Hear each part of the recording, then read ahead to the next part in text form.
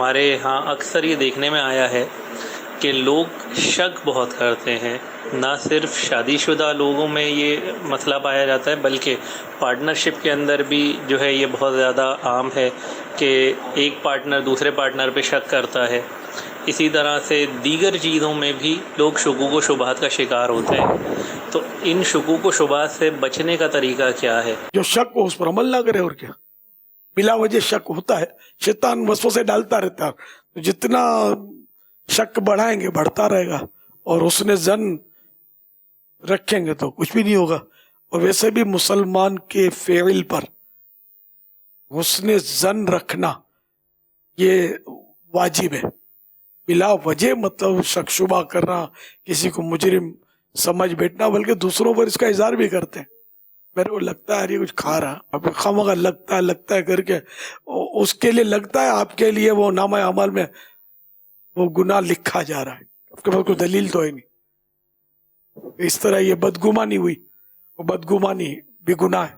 اعلیٰ حضرت فرماتے ہیں کہ بدگمانی غیبت سے کم گناہ نہیں ہے، اس لیے اس نے زن کا جام پینا چاہیے. پاپا یہ لفظ شک جو ہے کئی معنی میں استعمال ہوتا ہے. جیسے اس موقع پر تہمت کے معنی میں کہ بھئی فلاں کام کر دیا ہوگا، اس نے خائن ہوگا، پیسے کھا گیا ہوگا.